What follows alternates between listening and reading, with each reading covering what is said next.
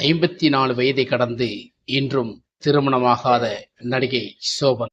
மலையாளத்தில் ஒரு மலையாளத்தில் நடிக்கும் வரை கொடிகட்டி பறந்தவர். மணிச்சித்திரத்தாள் படங்கள் எல்லாம் அவருக்கு மிகப்பெரிய ஒரு அந்தஸ்தை கொடுத்த படம். அதில் முக்கியமாக தேசிய விருதுகளையும் அள்ளி கொடுத்த படம்தான் மணிச்சித்திரம். இவரை பற்றி சொல்வதற்கு நமக்கு என்ன இருக்கிறது என்று பார்த்தால், இன்னைக்கு 54 வயதில் கடந்து திருமணமாகாமல் தன்னுடைய பத்மபூஷன் விருதை குடியரசு தினம் அன்று கைவசமாக்கி இருக்கிறது. இந்தியாவுக்கு மீண்டும் ஒரு பெருமையை சேர்த்த மலையாள நடிகை என்று நமக்கு சொல்லப்படுகிறது. இவர் திருவனந்தபுரத்தில் பிறந்து 1984 ஆண்டு குழந்தை நட்சத்திரமாக KR விஜயா நம் தமிழ் சினிமாவில் அறிமுகம் கொடுத்து அதன் பின்னர் எனக்குள் ஒருவன் திரைப்படத்தில் காலெடுத்து வைத்தார். அவரை பற்றி தான் நமக்கு சில நிமிடம் பேசப் போகிறோம். வாங்க வீடியோக்குள்ள போலாம்.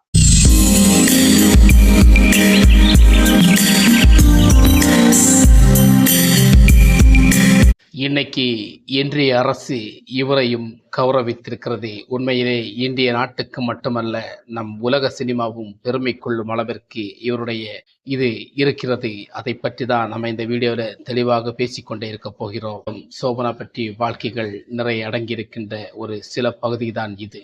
நமக்கு தெரிந்ததை உங்களிடம் பகிர்ந்து கொள்ள ஆசைப்படுகிறோம். அதை பற்றி நீங்கள் உங்களுக்கு எதை சந்தேகங்கள் தோன்றினால் நம்ம கமெண்ட்ல நீங்க தாராளமாக சொல்லலாம். கேட்பதற்காக காது இருக்கிறது, பேசுவதற்காக மொழி இருக்கிறது, அப்படி என்று பல கருத்துகள் இருக்கிறது. ஆனாலும் இவரை பற்றி இப்போது பத்மபூஷன் விருது வழங்கிய போது இந்திய நாட்டுக்கு மலையாள சினிமாவுக்கும் பெரிய ஒரு பெருமையை சேர்த்து கொடுத்திருக்கிறார். இவர் இப்போது 54 வயதை கடந்தியும் கல்யாணமாகாமல் திருமணமாகாமல் வீட்டில் முடங்கியிருப்பது போல் உள்ள நடிகை இல்லை.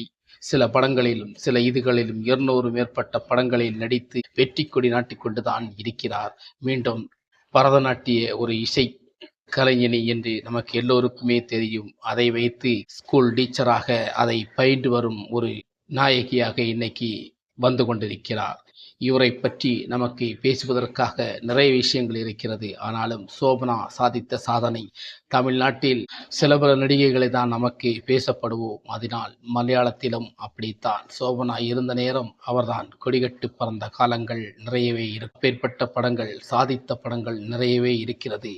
அவர் நம்ம தமிழில் நடித்த படங்களை எண்ணிக்கையின் பார்த்தால் இது நம்மாளு தளபதி போன்ற மிக முக்கியமான படங்களில் நடித்து பெயர் பெற்றவர். இவரை பற்றி நமக்கு பேசுவதற்கு எதுவும் இல்லை என்று இல்லை, நிறையவே இருக்கிறது. ஆனால் இவரை பற்றி அதிகமாக தெரியாததால் நமக்கு தெரிந்ததை மட்டும்தான் இந்த வீடியோவில் பகிர்ந்து கொள்ள வந்திருக்கிறோம். சோபனா இத்தனை காலம் வரை திருமணம் செய்யாமல் தனியாக இருந்து கொண்டிருக்கும் சில வெளிப்பாடுகளை சமீபத்தில் ஒரு செய்தி மூலமாக தன்னை பற்றி சொல்லியிருக்கிறார். ஆனால் திருமணம் எதற்காக செய்யவில்லை என்ற காரணத்தை அவர் வெளியில் சொல்ல. இருந்தாலும் ஒரு தனிப்பட்ட காரியங்கள், தனிப்பட்ட மனிதருக்கு தனிப்பட்ட உரிமைகளை வெளியில் சொல்லாமல் இருப்பது மிகவும் நல்லதுதான். சினிமாவையும் சரி, பரதநாட்டிய கலைகளையும் சரி, இந்த உலகை அதிகமாக நேசித்தவர்களின் பெண்மணியில் இவரும் ஒருவர்.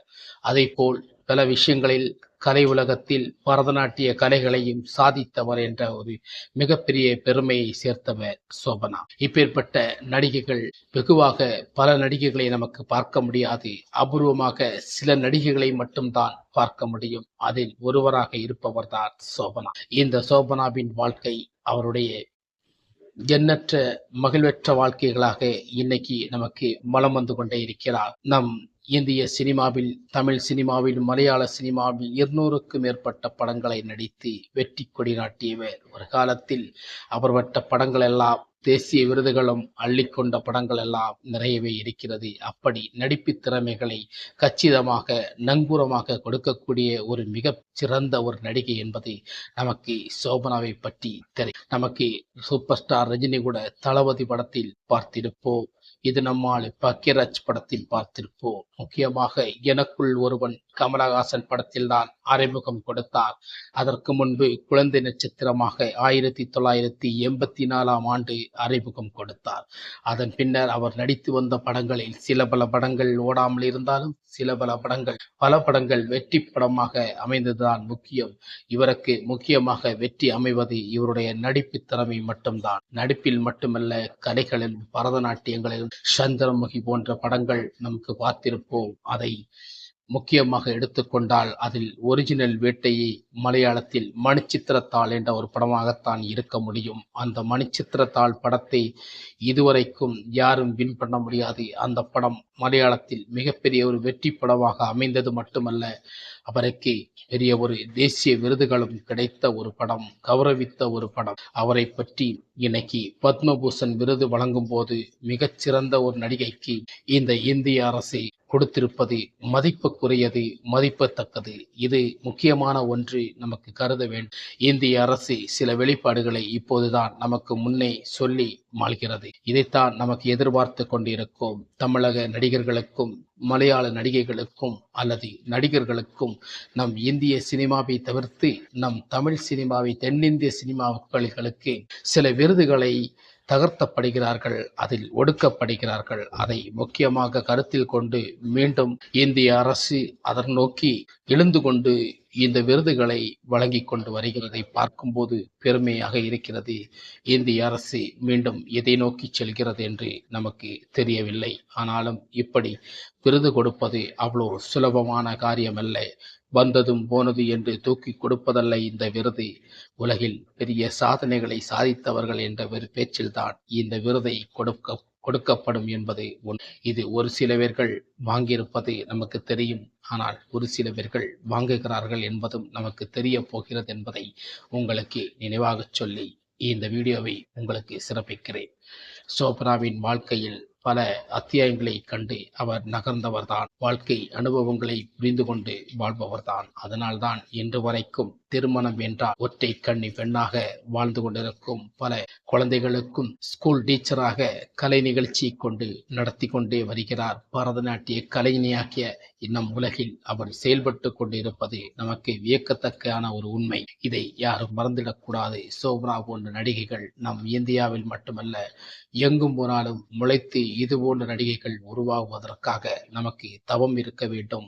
இந்திய சினிமாவும் உலக சினிமாவும் தமிழ் சினிமாவும் மலையாள சினிமாவுக்களும் தவம் இருந்து காத்து கொள்ள வேண்டும். இப்பேற்பட்ட நடிகைகளை உருவாக்குவதற்கு நமக்கு எப்பேற்பட்ட தயக்கமும் தேவையில்லை என்பதை மீண்டும் மீண்டும் நம் தமிழ் சினிமா, மலையாள சினிமா, இந்திய சினிமா புரிய வைக்கிறது. இந்த விருதுகள் மூலமாக நமக்கு டெடிகேஷன் சொல்லப்படுகிறது. மீண்டும் இது போன்ற வீடியோக்களை நீங்கள் சந்திக்கும் வரை உங்களிருந்து விடைபெறுவது பெஞ்சமின். வணக்கம்.